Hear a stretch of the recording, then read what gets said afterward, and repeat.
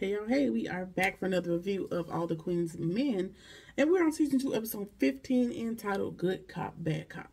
So let's just jump right into it. Madam has been arrested / kidnapped in the last episode. So she's in the back of the car and she realizes that we done passed the exit to go to the precinct.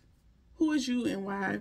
Or why you got me? Who you work for? Because you ain't no cop. The badge is fake. It's a horrible fake at that. So who are you working for? And the lady claims to be her worst nightmare. And she was like, okay, I got a nightmare for your ass. And she puts those handcuffs around her neck and chokes the lady out. Now the car has crashed and somebody is out of here. It ain't Madam, I'm sure, but the car has crashed. All right.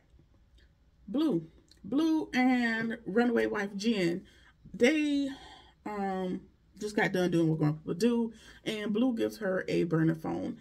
She can't go home to get any clothes because her husband is this mean guy, and Blue's like, who is this dude? For me, you done been here long enough for me to know where he worked, who his name is, all these things, so I can be on the lookout in case he's looking for me, because I'm here with you. But we're gonna keep moving. He's very violent and he's very dangerous, and Blue assures her that she's safe here. Here's this burner phone in case when I want to get in contact with you, you'll have, something that I can reach you on. Blue also noticed that there's some scars on her back, and she tells Blue that her husband did it, which, okay, that might be softening me up to the fact that she might be a plant, because her husband, she has visible scars.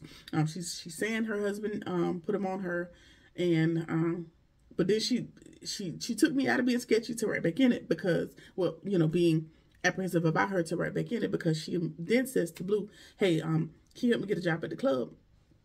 So that's red flag number 1 for Miss Runaway Wife Gina, or whatever her name is.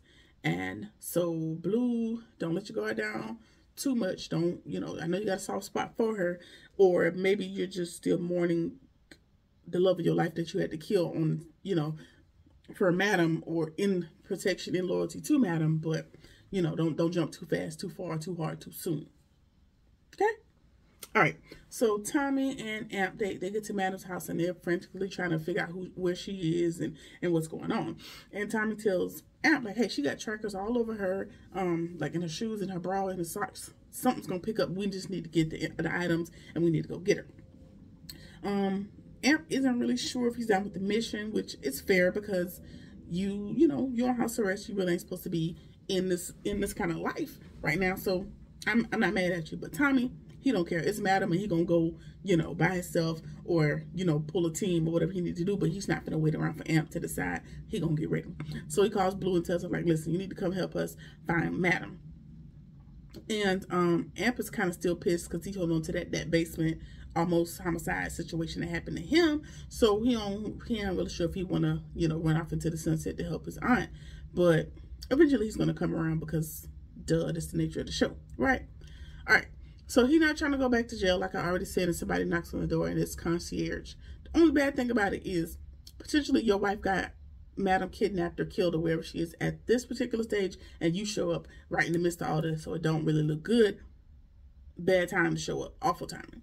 Anyway, Mr. Concierge Raphael, he has been trying to reach her too. They had a standing date that was for that same night. And he knows that something is really going on. They're not going to tell him, but maybe he can offer his services. Of course, Tommy is pretty much balls to the wall. He don't want your help. So he has gotten rid of Raphael. All right, Fernando is in the car, and he's just upset. He cannot fathom the thought. He can't wrap his head around the fact that they that they did pull a gun out on his brother. So he won't problems. And his brother's like, listen, we playing chess, not checkers. It's cool. Nothing happened to me. They just pulled out a gun. It's totally fine. You are not in prison anymore, Damon. I need you to relax. I need you to calm down. And let's just you go home to your wife. That's what you do. He don't really want to go home because him and his wife are beefing. And so Raphael tells him, like, listen, it ain't really my problem. You need to go home and you need to fix it. So we're going to drop him off at home. All right. So Concierge gets home / Raphael, and he wakes his wife up, and he asks her, like, what did you do? What did you do? And of course she's playing dumb and coy, like she don't have nothing to do with it. And he reminds her, like, listen, your father needs her services. We need her services. So don't jeopardize everything just because you a little bit jealous of what me and Madam got going on because you never cared thus far. Let's keep it that way. And he tells her, like, listen, by the time I go take a shower and come out, I need to be able to talk to her. Like, you need to have called off your henchmen because this ain't the move we're trying to make at this moment. So you need to fix it. She laid back down. Child, sis went back to sleep because she don't want to hear nothing about it. She don't care. She gonna do what it is that she want to do. All right. So Blue and Amp and Tommy, you know, they pick up her tracking and they find her in the red car. Madam is unconscious. I guess she probably hit her head or something. And she's not really sure if Raphael, she doesn't think that Raphael had anything to do with it, but Blue does at this point because, I mean, it's coincidental that your wife is tied to the mob or whoever she's tied to, and, you know, I ended up kidnapped. So you could very well have something to do with it. So I can understand Blue's sentiment there. So now Madam wants to go after Lotus, which probably ain't the wisest idea because it's the mafia or whoever her family is. But with Madam, who gives a damn, right? She don't care. At this point, she just want her vengeance. Vengeance is mine, and she want to get her get back. All right. However, she calls Raphael. She tells him, like, listen, I don't think you had nothing to do with it, but did your wife do it? He can't really answer, you know, 100 with certainty either. And so she tells him, like, he's trying to hold Madam off of getting into it with Lotus, and he's trying to get Lotus to not kill her. So he's caught between these two women for whatever reason. He's trying to figure out how to, you know, keep the conflict at bay. But it's kind of too late. It's kind of too late. She's had the fake police officers kidnap her, and they were probably on their way to take her somewhere to be tortured or kidnapped, or, you know, whatever happens in the crime game. So it's kind of gloves off at this point. But we'll see if he can manage the situation. Doubt that he can, but we'll see what happens. All right. Back at the house, she tells Amp that she's good now. He's like, okay, good. I'm finna head out. She got a little limp, you know, because she hurt her leg or something in the scuffle, but she gonna be all right. He just wanted to say thanks for coming to get him from the hillbillies, and she feels bad for the basement thing, and she also asked him, like, listen, what happened to your money? Because your money's not there. Did the rednecks take it? And he was like, well, I guess so. Which I guess at this point he's kind of dejected, and he don't really care. He don't care if it's there, if it's not, if he died, if he lived. He just don't care. He's just kind of giving up on everything. And he tells Madam, you know, I know you're not going to say you're sorry, and this is as close as you're going to get to apologizing your family, so I can kind of sort of forgive you. But as far as Diamond's concerned, I don't owe her nothing. She don't owe me nothing. I don't like her, so we're not cool anymore. And Madam tells him, that's fine, but you need to come back to the club because you don't have no money. You know, you have a probation officer, you have obligations where you need a job. So until we figure out where your money and my money is located, you're going to be coming back to the club. So I'll see you at work tomorrow. And he, you know, he puts up a little fight, and she was like, it's not an invitation. It's not a option. I'll see you at work tomorrow. So that is where he will be because he don't have no choice. I mean, that or go back to jail. How many options do you have? I'll take back to work for $300, Alex, right? All right. Okay. Raphael comes to the house, and Madam tells him about the fake cops coming to get her from the redneck's house, and he warns her, like, you gotta let it go. You gotta let it go. Like, basically, my wife is high powered. Her daddy is the man, and you gotta just leave it alone. And he tells her, like, the White House situation pretty much put them on blast, and those people that came to get her were not even cops. They were a agency that's so secretive. The FBI and all these other agencies don't call them by name or don't know their name. That's how deep that whole agency is. Which, child, that would move me to not take action anyway. Like, for you to be more secretive than the Secret Service, I don't want no parts. I don't want nothing to do with y'all. We even. You got me. I got you back. We're good. I would just concede because you can't go against them. Then you're gonna be outmanned and outgunned. So, but we'll see. It's Madam. Maybe like she said, she got 9 lives. She'll figure it out. He claims that, like he said, he can manage the situation, but he's advising her to not go after Lotus. sounds good, fine and dandy, but it's madam. She gonna do what she want to do at all times. So good luck, not getting in the middle of that war. All right, so Investigator Davis and Casanova, which is the new white stripper at the place, are at the park, and they back to back. They're not letting anybody realize that they know each other or talking to each other. And he told her, like, it was a close call last night. We need to try to chill out. But what did you find out? Oh, I didn't find out nothing. She asked him, what did you find out? I didn't find out nothing. My recorder got taken because I got into it with one of the other girls or whatever. And she wants to, like, is Fuego talking? Nope, not yet. He don't know nothing. And they also got my device, but it's encrypted. They can't open it when we're good on that. And she tells him, like, hey, they are running info on you. They haven't found anything of substance yet, but you just need to be careful. So this is your second warning, Mr. Casanova, because the lady from last night told you, abort mission, because they own you. They know who you are. Abort mission. 2, Investigator Davis has said to you, you need to lay low. You need to lay low and chill because the block is hot. 3, you don't know it yet, but is it in this episode, next episode? I don't know. They come out the same day, same time. Anyway, that recorder that you keep asking about is giving people inclinations that there's something on it, so you need to stop asking about it. However, it's too late at this point because we know that it's been hacked, but you keep asking about it, so it's seeming to be that important to you, to everybody. All right. At Midnight's place, Babyface is on the edge, child. It's a knock on the door, and he almost jumped out his skin. He don't know if it's the cops. He don't know who it is at this point. It's Doc anyway, and he wants to know what Face is doing over there.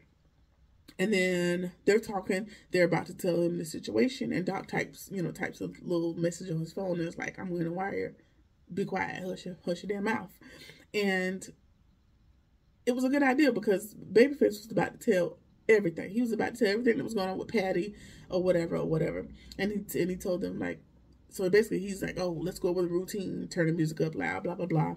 Takes off his jacket. And so he tells Doc about Patty and what happened with Patty. And they were kind of looking at him sideways for a second thinking, oh, you got a white in your jacket. Did you put it on there, or did the Investigator Davis put it on there? They weren't sure, so I guess their insurance policy or to I don't know. They were testing somebody's loyalty in this thing. I blinked too long. I'm not sure. Anyway, Babyface ends up telling Doc about Patty. And he was like, well, go on with your life like nothing happened. If nobody saw you, she jumped. Go on with your life. Go on back to making money. And, just do what you've been doing before. It's nothing you can do about it. So, and he also tells him, like, listen, we all got bodies. We've all been here before. It's going to be rough, especially considering the fact that you saw her, deceased. But you just got to move on with the nature of, the business that we're in, unfortunately. All right. Casanova and Dime. He's trying to get Dime to go get the recorder because his music is on there. His performance mix is on there. He needs to go get it. She tells him, go find it online. Go on YouTube. Google it. Burn another CD. Put it on another. Did I just age myself? I did. Burn it on another CD. Put it on a flash drive. Do just anything but get me involved. If you want it, you need to go ask Tommy. So she calls Tommy over, and nothing is changed for Tommy. You're not getting it. It's mine now. Get out my face before you get beat up. So that's where Tommy is with the situation. Madam walks up at that moment, and she's like, "What's going on over here? What are y'all talking about?" And Tom, what were y'all talking about? And Tommy tells him, I took his recorder and he keeps asking about it. And so that rings red flag to Madam as well, because it's just a flash drive. I mean, it's just a recorder, MP3 player. What's so special about it? He gives it to her and he was like, she asked him, like, were you able to get it to play music? And he tells her, I couldn't get it open. And that's strange. And she was like, you know what? I know somebody who can get it open. Fuego. So, get Fuego to open that for me. And since Fuego's like, oh, okay, yeah, sure. But since we're here, I want to talk to you anyway. So can we go back to your office? Because he wants to tell her that he wants to quit, which is bad move for you, unfortunately, but we'll get to it. All right, like I said, he wants to talk to her about quitting. Back in his office, he'd rather work at the bar instead of stripping, seeing his ex, the pastor's daughter, and I guess being reminded of his old life made him want to get right with the Lord. And he asked her, like, does this really have anything to do with with what the detective was asking you? And he says, no, no. And she was like, okay, because if it is, nothing illegal's going on here. We're good. Nothing's happening. You ain't seen nothing illegal. You don't know nothing's wrong. So you're good. And you make me too much money, and I've invested too much money into you. So the answer to you working at the bar as a bartender is no, absolutely not. You can get back on stage or whatever it is, but the answer is hell no.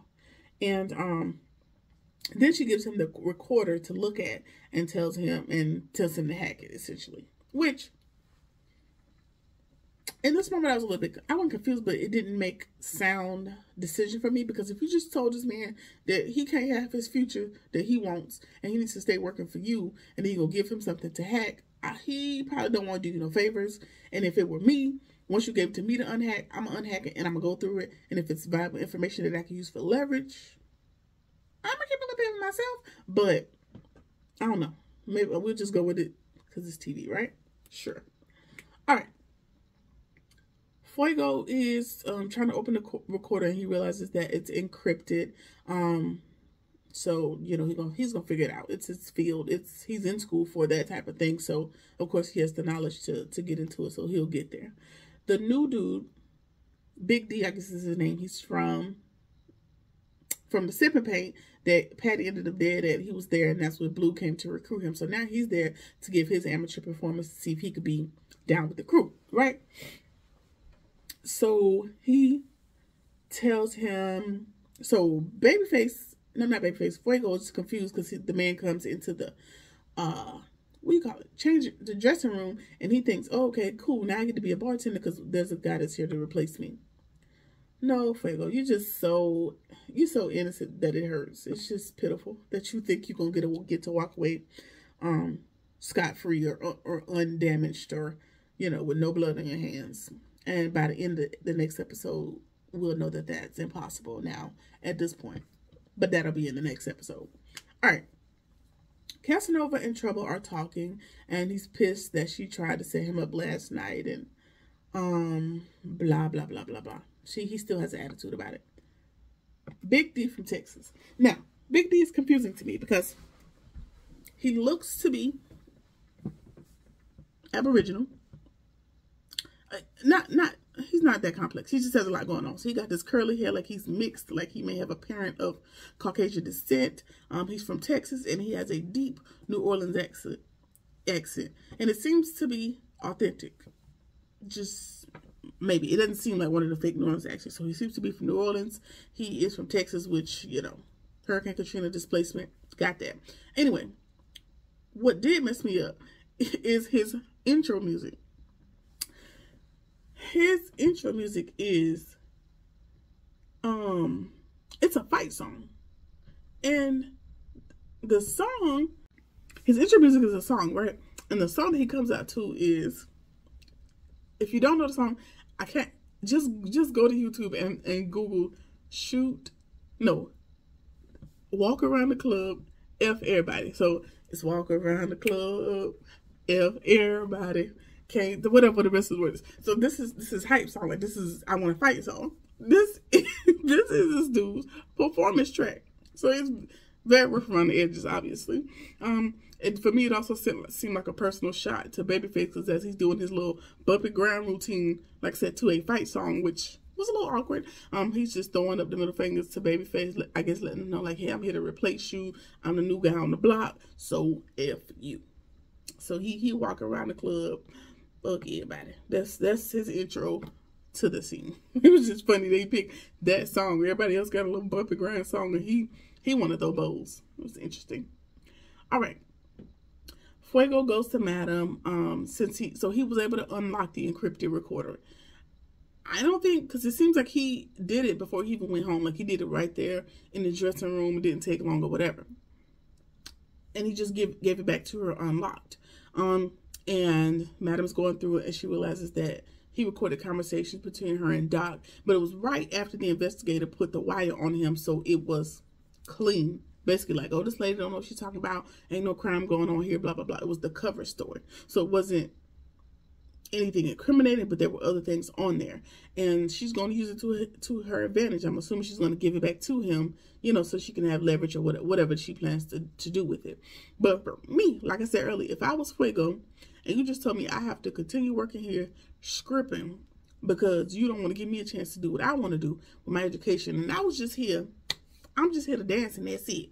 That's Fuego. I don't want to, I'm just here to dance. So now that you tell this man that he can't leave, I will go through that flash drive, MP3 player, whatever the hell it is, find me some information and be like, listen, either you can let me out or I got this information. Now, it ain't gonna fare well for Fuego either way, even if he had did that, but I just had to try it and see. It's for me. All right. So yeah, that wrapped up episode 15 for me. So we'll see, you know, immediately after this how 16 goes. But that has been it. Like, comment, share, subscribe, or whatever it is that you feel like doing, and I'll see you in the next one. Peace.